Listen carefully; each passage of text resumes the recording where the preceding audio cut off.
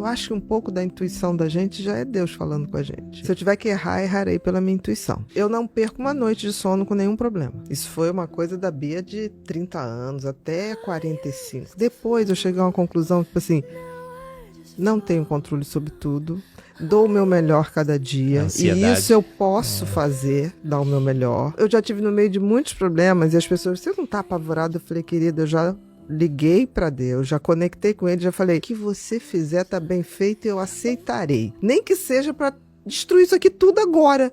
Você vai dormir? Eu falei, vou. Se falar pra você que eu fazia isso antes dos 45, mentira. E depois dos 50 tá mais fácil fazer isso. Eu falo assim, gente, a gente deve tendo alguma conexão mais aberta com a idade. Porque a gente vai ficando exatamente assim, tá entregue, eu não tenho o que eu possa fazer. Fiz tudo que eu podia fazer. A partir de agora tá entregue.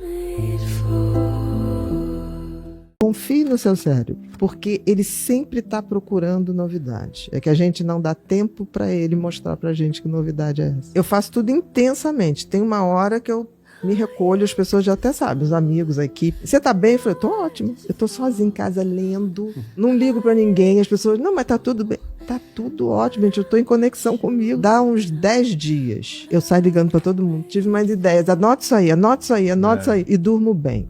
Durmo bem, me alimento bem e o resto vem. E olha que eu era uma pessoa extremamente com autoestima baixa porque eu achava que eu era uma anta e burra. A minha primeira página das amarelas da revista Veja foi assim, eu me achava burra. Aí minha mãe falou, mas eles podiam aproveitar outra frase, né, minha filha? Logo essa, eu falei, mãe, mas essa é a frase que me define. Então eu alimento meu cérebro sendo uma mãe bacana pra ele.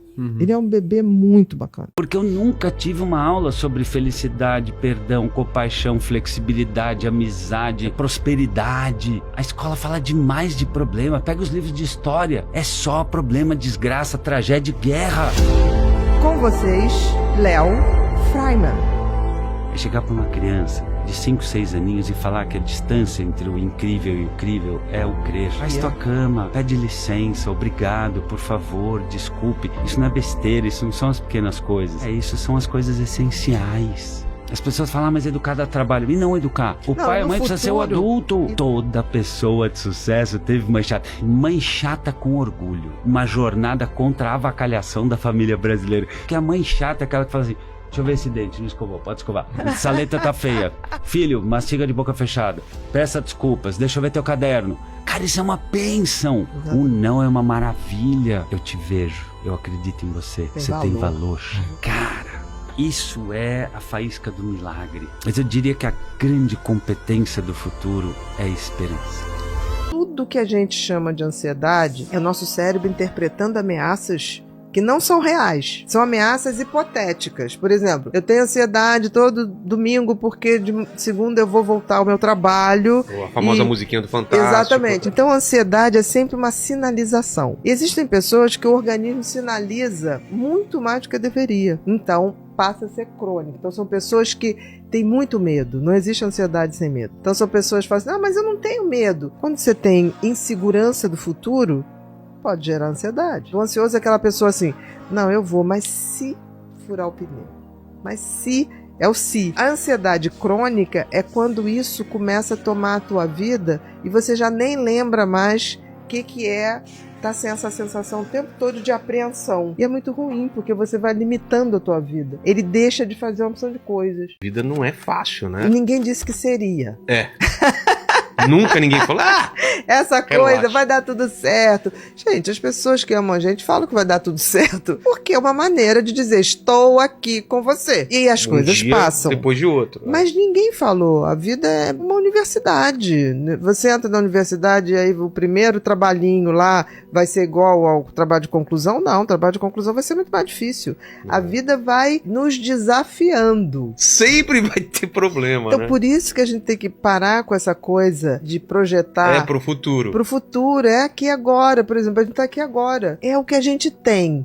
E tem que ser legal, entendeu? Nesse momento. A gente vem falhando muito por valores que são imputados ao que é ser um ser humano bem-sucedido. Se você for olhar antes da Idade Média, tudo que o ser humano precisa tá lá. Se você olhar Platão, Sócrates, tudo tá lá, mas assim, tão claro do que é um ser humano. Com a Idade Média, a caça aos cientistas, separou a ciência da espiritualidade, que foi pior ainda. Não podia mais fazer ciência ou pensar filosoficamente ou cientificamente, porque de fato podia custar a vida. Quando a gente vem para a idade moderna, quando a gente vem para os tempos contemporâneos, de vez em quando a gente vê algumas pessoas tentando reunificar isso, reunificar a espiritualidade com a ciência e não separar. E hoje eu estou vendo um movimento que eu acho belíssimo, que é a filosofia está se tornando pop. A dor, ela te destrói, gera raiva. Quando eu digo, gente, a gente está morrendo de raiva. É verdade. Tudo no mundo foi imaginado antes. Eu sabia a pessoa que eu queria me transformar.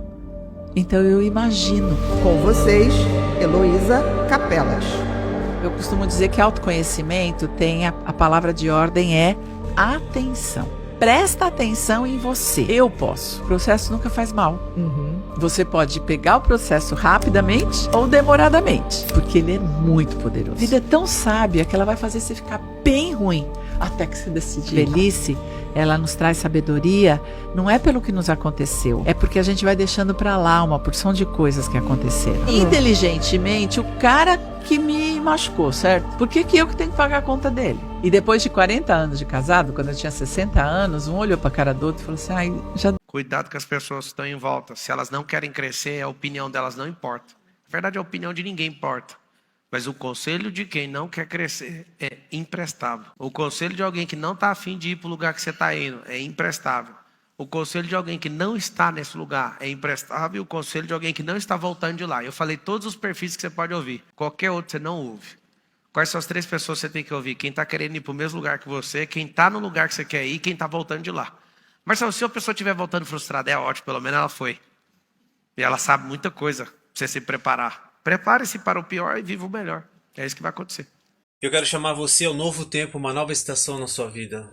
Uma metanoia, metamorfose. Mas para isso você vai precisar abrir mão de algumas coisas. Para limpar e curar o que tem aqui dentro e aqui, precisa liberar perdão. Sim, perdão. Enquanto você não liberar perdão de pessoas, casos, situações, momentos que aconteceram milhões de anos atrás, você ainda revive todo dia para justificar quem você é diante das pessoas. Não fica fingindo, não fica se escondendo atrás de trauma, de medos, de rejeições, de abandonos. Não. Vive uma nova vida. Você está em outro momento, outro dia, uma nova estação. Hoje é uma oportunidade de você crescer e prosperar diante dos céus e das pessoas, sim. Crescer e prosperar aqui, ó, em graça, entendimento e conhecimento. Precisa liberar perdão, precisa abandonar as velhas coisas, os velhos hábitos. Sim, pare de reclamar da vida. Libere perdão para si mesmo e para as pessoas à sua volta. Eu quero convidar você a um novo tempo em sua vida, uma nova estação, uma metanoia, uma metamorfose. Mas para isso você precisa aprender a abrir mão de certas coisas. Aprender a abrir mão do ego, da incerteza, das inseguranças. O que você precisa abrir mão?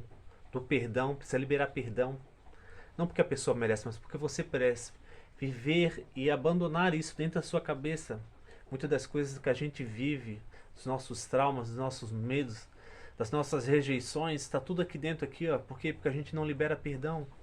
E quando a gente não libera perdão, a gente se torna prisioneiro de nós mesmos. Pois é, meus amigos, é isso aí. Milhões de pessoas no mundo inteiro estão aprisionadas aqui, ó, na própria mente. Aprisionada nos medos, nas rejeições, nos abandonos, nos traumas. Sim, liberte-se a si mesmo hoje. Libere perdão a si mesmo e a todos à sua volta.